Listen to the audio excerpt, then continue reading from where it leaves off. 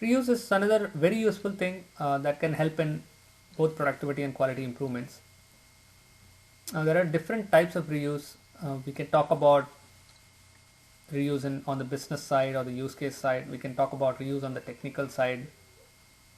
And if you look at this diagram, it really talks about the different levels of reuse that is even possible within the technical side. And it also talks about the benefit and the potential difficulties of using it.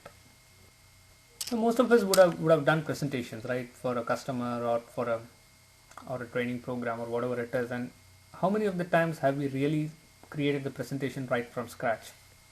Most of the times, no. We would have got some. We would have had some reuse from some of the existing presentations. Actually, we would have modified it. We would have suited it to suit our style. But there is a foundation that we could take from the existing thing. I mean, that essentially is a reuse, right? So why can't it not happen in software?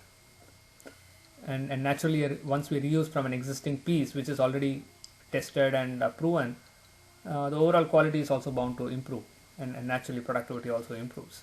So that's going to be something that is extremely beneficial to achieve faster turnaround times as well as standardization across. The concern about reuse is that it's not very easy to build a component for reuse. A lot of reusable components needs to go through stringent tests.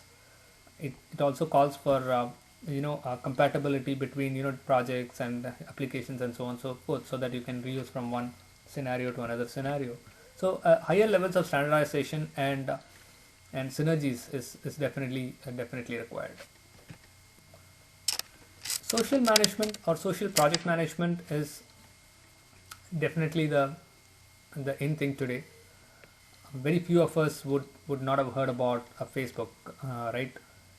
Or used any of the other Web 2.0 kind of technologies like wikis or blogs, Twitter, and all of that in our day-to-day life for work or for social personal reasons. Now, the social project management, the key is that we are moving from a project manager centric project to a team centric project. So here the team is managing the project and not just the project manager. And all of these technologies are helping towards that. The simple example is that in a typical project, what would happen is that if a defect is found, then the defect would be logged in a quality center tool, and it would be assigned to a developer, and that particular developer would have to go and look through what defects are assigned to him and start working on it. Whereas in a social project management, what would happen is that the defect would be logged in the project's Facebook page or a project community page, and anyone who wishes to fix it can go ahead, pick up the defect and fix it. So it's transparent.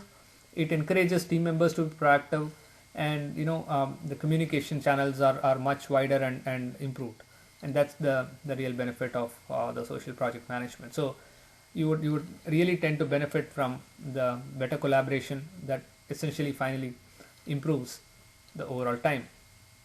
Now, different companies are trying out social platforms. The only point is how effectively it is leveraged for project management needs to be seen. And the final trend I wanted to talk today is about the managed services.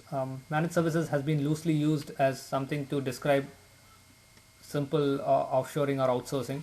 But here what we are referring to as managed services is end-to-end ownership of a portfolio of applications. And typically these get operated as a single project, which in a sense means that you get the benefits of scale. I mean, we also call these projects by other names like centralized maintenance projects or centralized development projects and so on and so forth. So here it's not about a 2-member or a 3-member team managing an application, but it's about 100 people managing 500 applications kind of scenarios. Now, implementation of frameworks like ITIL or ESCM is much more efficient and matured in such a large project, and definitely a lot of cost benefits can be realized.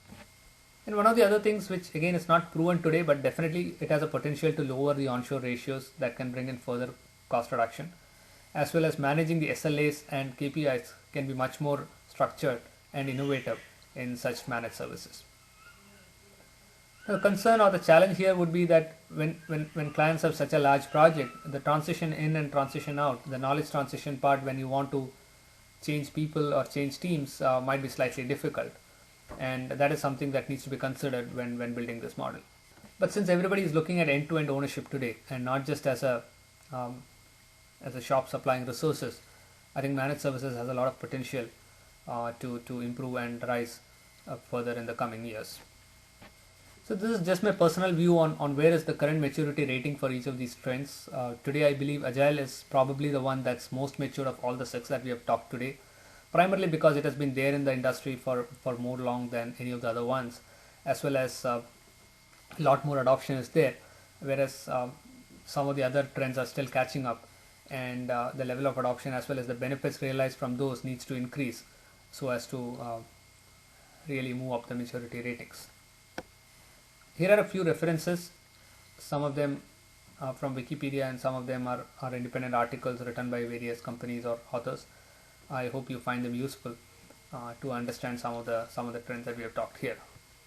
Thanks a lot for your time listening to this video on software process trends, and naturally I would definitely expect you to comment on this if you have a point of view or any thoughts on any of the trends we talked here or any other trends that you have in mind. Please do drop me a note or a comment, and I would appreciate that.